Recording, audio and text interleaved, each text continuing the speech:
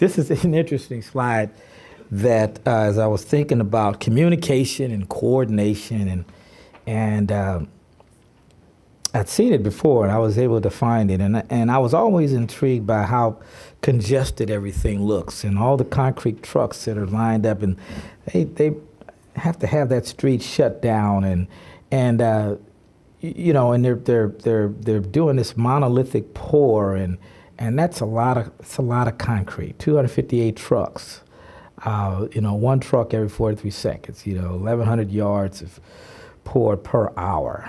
How much communication do you think would be required to pull that off? You know, to pull that from whether you're a project manager, superintendent, it doesn't matter. How much communication do you think would?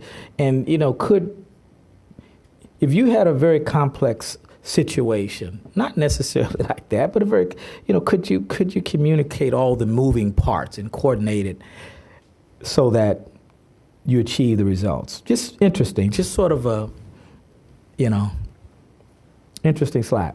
So, you know, where do you start? You know, when you think about whether it's a big project, mega project, medium project, where do you start?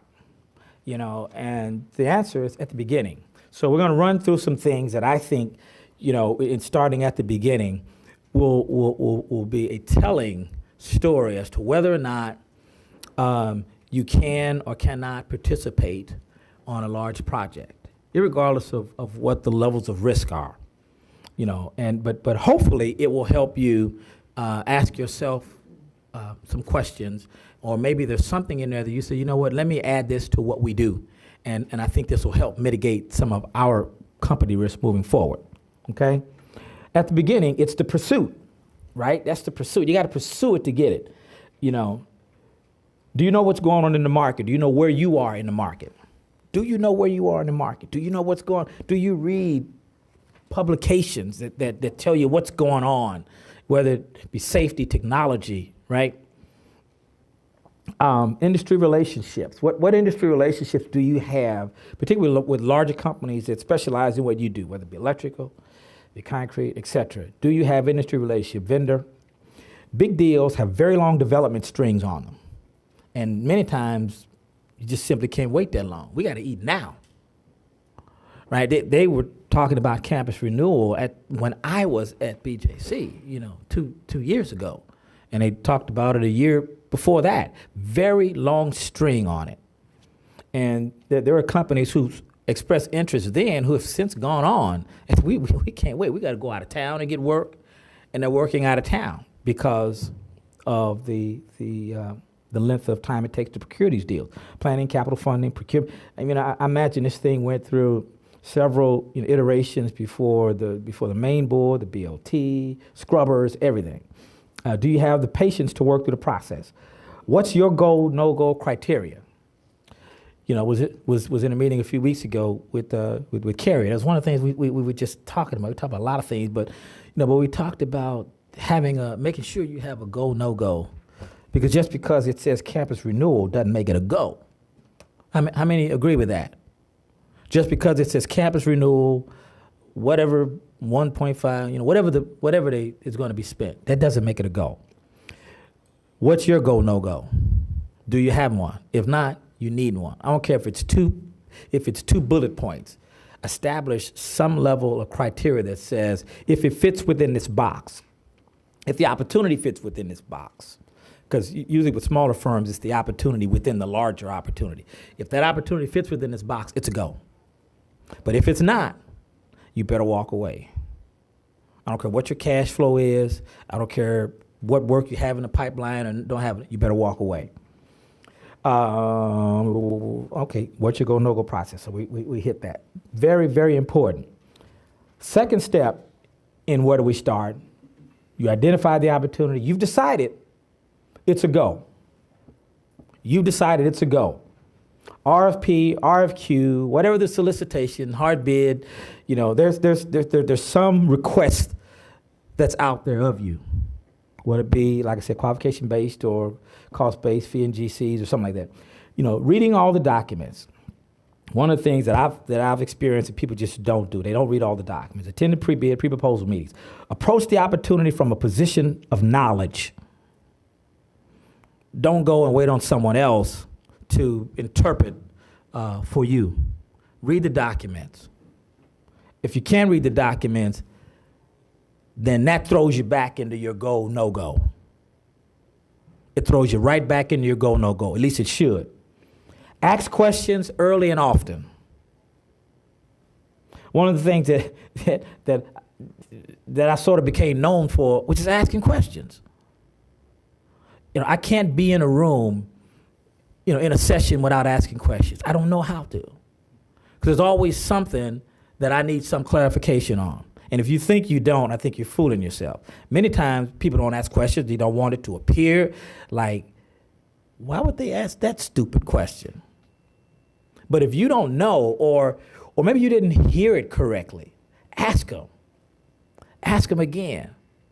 I remember one time I was in a deposition. It was a lawsuit, and I had written a report, and the bank was using my report to sue the title company. So I was being deposed. The lawyer kept asking me questions 6 different ways.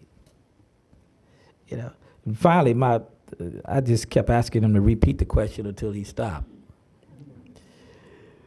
Ask questions early and often. Make that no-go corporate decision based on some of these factors. I mean, you can have your own, but if I got factors, they're, you know, some predetermined logic based on what experience I have on my staff, my risk tolerance, project complexity, identification of the bidders. If it's 20 bidders, why do I want to be involved in that? You know, number of bidders. Who's bidding it? You know, some people, I like to call them bottom dwellers. You know, I mean, they just know how to cut the bottom out of it, especially on public work. You know, don't want to be involved in that. But you have your own availability of staff and your current project appetite. What do you have an appetite for? Preparation of the bid proposal, right? Moving forward, clear understanding of your scope, exclusions, and clarifications. Don't put it together ever without exclusions and clarifications. Now, they're going to come back to you. They should come back to you, you know, for, and when I say exclusions, I'm excluding something if it's not clear. Not just to exclude it for the sake of exclude. But if you ask for the clarifications, hopefully most of the time it's not the exclusions, it's just the clarification. But in either case, make sure it's clear. Read all the documents again, read, especially the front ends. Especially the front ends. Identify your costs, be competitive. Know what you don't know. There we go. Ask questions. Get the correct answers. Don't guess. Don't throw mud at the wall. Know your overhead. You know, your fee, your profit. What are the denominators? What do you need to be profitable? I have a small operation. It's 4 of us. But I know to the dollar what I need each month. I know what I need each month. Now, obviously, you say, well, Marvin, that's easy. You don't have but 4 people.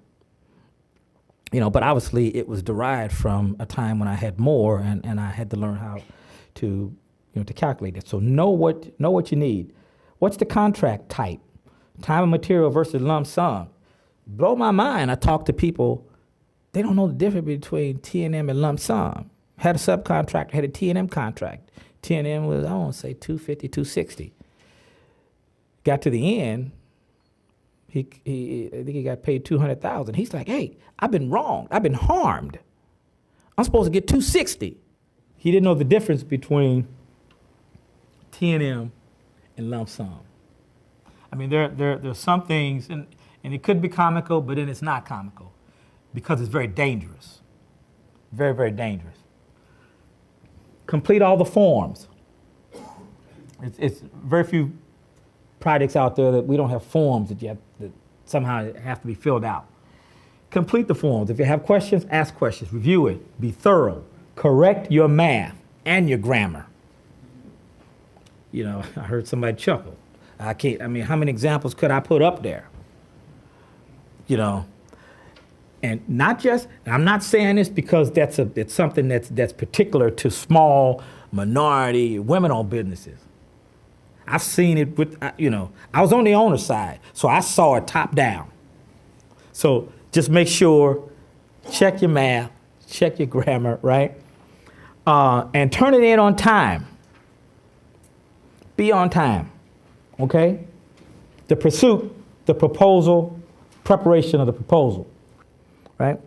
Unit costs for changes, a lot of times they don't ask for it, sometimes they do. When I was on the owner side, I always I needed, labor rates. I needed to know what the unit costs were because, there were changes and I didn't like to do lump sum. I didn't like to do lump sum change orders. So I wanted the unit costs. I wanted to make sure that I use all the funds effectively. So, know what's burdened and what's unburdened. Equipment and operators, know what those costs are, rental costs versus if you own it. If it's audited, if it's rental, they're going to be checking that every month so that they don't get beyond 80 or 90% of its value. Anyway, there are companies that they own equipment and they charge the project for the equipment. If the equipment's worth $10,000 in general conditions, sometimes you'll see them. It'll be up to $20,000 before anybody catches it. Cost of mobilization, demobilization, including applicable home office. Costs, a lot of times that's important. Many times, as an owner, we only wanted your on-site costs. We didn't your home office costs needed to be in the fee. But again, it's all what's in the front end, what's allowable, what's not allowable. You just have to know. Cost of construction delay, suspension, sometimes by the owner, sometimes it's some other factors. Termination, closeout. Know how that can impact you if you get terminated. If there's some sort of weather event, we'll get into some of that. Force majeure, all those types of things. Consequential damages, we'll hit that a little bit. Understand how to calculate those, because if in case you have to invoke force majeure, on what basis, and if you can, then how do you substantiate your cost for that, right? Site management, home office, etc. Track unit costs for delays, general conditions, impacts by other trades. Sometimes you get impacted by another trade, another consultant, someone who, how do you document that and quantify that in case you have to go back and say, I have been impacted. This is how. It's not that the door gets shut in your face every time, but most of the time I've just seen people just can't substantiate it. They just can't certify the cost. They just say, it cost me an extra $25,000 to do this. Well, show me. And they can't do it because they want the lump sum. And good project managers break it down, certify it. Post-bid activities, you're going to have some sort of a post-bid scope review on any sizable job, right? So know what they're buying from you. Know what they're buying from you. I tell people you're not responsible for the mistakes and omission of others, only yours. But if you understand where the documents are, many times you can identify things, thereby then you're asking questions, you're asking for clarifications. Don't agree to anything you didn't price. Don't get caught up in the hype. Don't get caught up in the hype of a big job or an opportunity because somebody says, we want you on the team. It took me 28 years to figure that out. Don't get caught up in the hype. But I understand what the hype represents, right? Opportunity, right? We get to go tell friends and family and everybody, look at what we did, what we got. But, Kerry said something we met. He talked about don't bet the farm. So just don't get caught up in the hype, right? Align schedules, delivery phasing, overtime, shift work, availability of equipment. Will you get to use the material buckhorse, or you got to bring your own? How you gonna get your materials up the building? Site building access, cleanup. Is it composite or are you responsible for yours? Know all of those things. Ask the questions. Since you guys have a hard copy of this, next time you go bid something, make sure that you can check off. Yeah, I did that. I got that. I asked that. Just use this as a checklist. Timing of construction start. How does that impact you? You win the job, you don't start for 4 months. In 4 months, you're out of cash. What's that? Rule of survival. Do not start work or perform and or any additional work without your contract or the appropriate written approvals and or authorizations. And no matter how many times we say that, I see it every day, because the subcontractor gets in a position where the prime comes, got to have this, got to have it tomorrow. You got to have men out there tomorrow. You got to have, and they're not willing to give it to you in writing, because they say, well, we haven't gotten it in writing from the owner yet. You know, and so you go out at risk just because someone says, don't worry, I'm good for it. And the only thing they're good for is give it to me in writing. When I was at BJC, because of the process, sometimes the lengthy process of executing change orders and going through the process of certifying the cost, we had the ability to simply send you a short email. Floyd, go. That's all I'd say. That email was the contract that bound BJC to pay for that. Because sometimes the schedule, it drives it. Contracts, scope of work. So there's only 6 of them. Scope of work, know your work. I mentioned that before. What are your unit costs for changes? How is that addressed in the contract? Labor for cleanup composite crews. Process for approving extra work. Is there a process? How is it defined? Validate all of your work versus the prime. If you have an up tier, or other adjacent trades, draw a clear line of demarcation. Once again, we get in trouble because we don't do that. We really think in many cases someone else is going to do it for us and tell us, don't go past that line, that's your line. But you need to know that.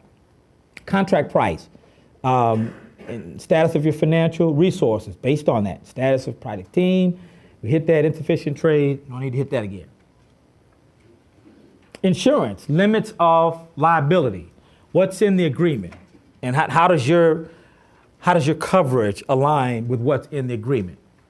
If you have to go out and increase your limits, what's the cost? And did you put it in there? Because if it was in the front end, you didn't read it, then you get the contract. You've already submitted the bid. That's not the time to say, I don't have those particular limits, I need to go back. It's too late. You should have read the front end. And I will be the first one in line to tell you, you own that. I'll be the first. So read it. Builder's risk, responsibility for deductible coverage. You may not be aware, because a lot of, the owner will generally provide the builder's risk, right? You don't have to worry about the builder's risk. But depending on the event that causes a claim against the builder's risk, you may be responsible for part or all of the deductible, depending on where you are and exactly what happens in the incident. You may not be aware of that. Always ask, what's the builder's risk deductible? Ask your prime that. On MOBAP, the builder's risk deductible was $250,000. And Dave Malamphy, in his wisdom, said, that's going to be kind of high. If there's an incident, who's going to pay that deductible? It was a BJC policy that we have those limits. So what we did was, if you remember this, Dave, we bought an insurance policy to buy down. You remember that? To buy down the deductible from $250,000 to $25,000. A little bit more manageable.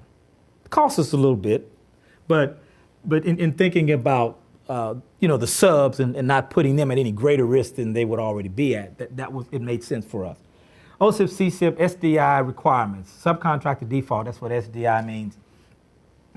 If that's on the job, how does that impact you? Sometimes, we get caught because of the speed of the job, and all of a sudden, you're thrown into a pre-qualification process that maybe you didn't plan for, and all of a sudden you've got financials and other data that they're asking for, and all you really want to do is submit a bid.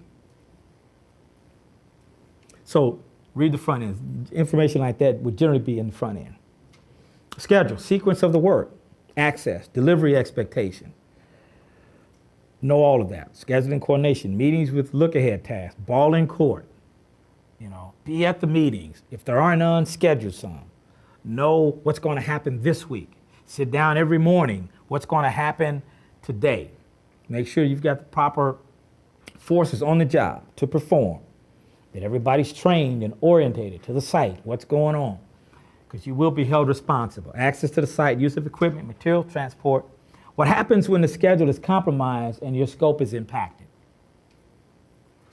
Be ready for things that impact the project, which consequently impact you. Be ready.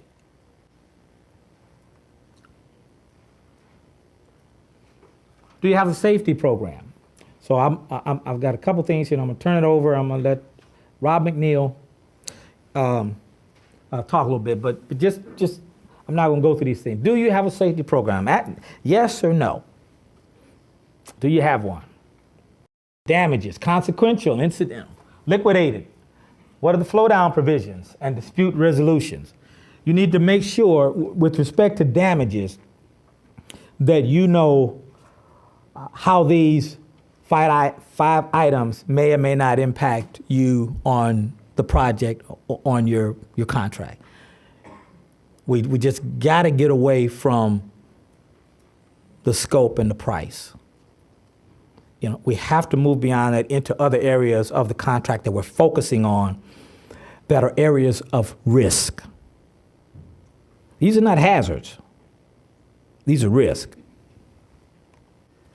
Flow down indemnity. Like all contracts, construction contracts involve proper allocation of risk. Owners typically require indemnity from GCs. Certain events, in turn, general contractors often employ flow down clauses to transfer those indemnity obligations to subcontractors. That's you. Flow down, flow through, or pass through clause is a contractual provision that incorporates by reference the terms of the prime contract into a subcontract. Typical flow down clause reads, subcontractor assumes all obligations and responsibilities that the contractor assumes toward the owner for subcontractor's part of the work. Look for that language and understand what it means. Limitless and variations on the wording of a flow down exists. So, there are variations of how that's worded. Some flow down clauses list the prime contract as an exhibit or addendum to the agreement between the prime and the sub.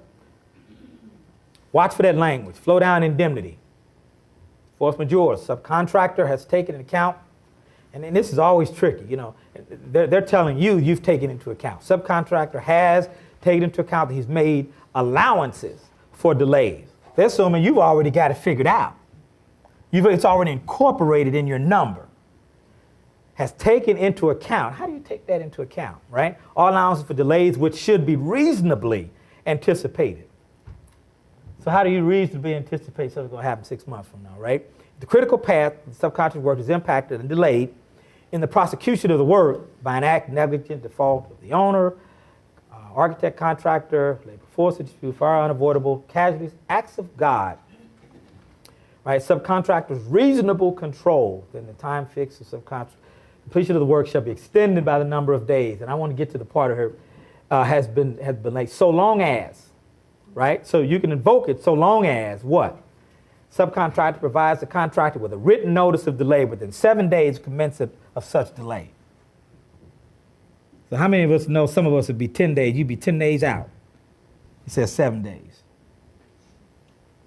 Subcontractor provides contractor, again, another written claim for the time extension sought within, what, 7 days. You get beyond that 7 days, and when you come and sit in my office, I'm pulling this up 7 days. Force majeure.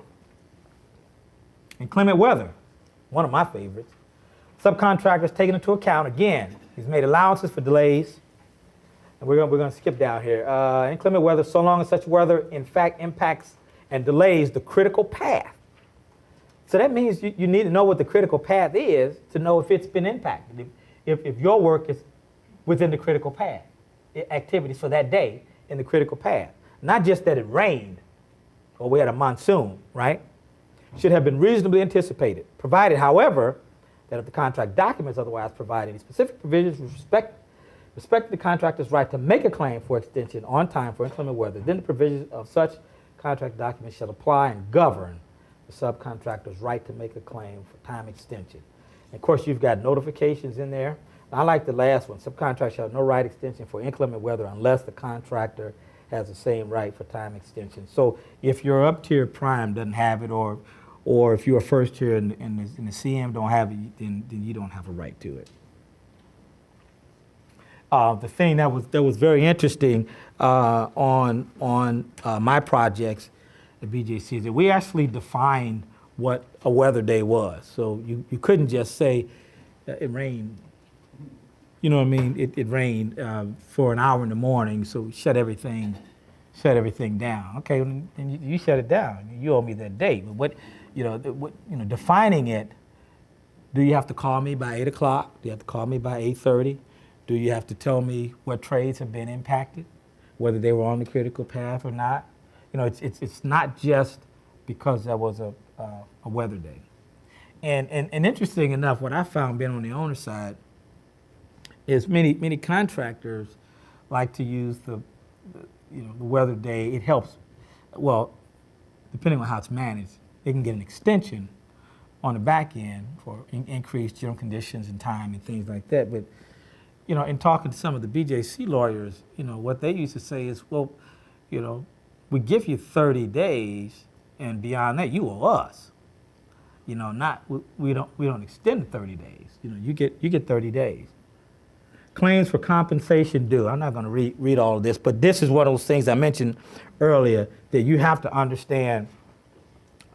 If there's a claim for additional work, how is it described in the contract? How does it impact you? What is it that you get to include or not get to include? What's the trigger? Is it 7 days again? Is it 10 days again?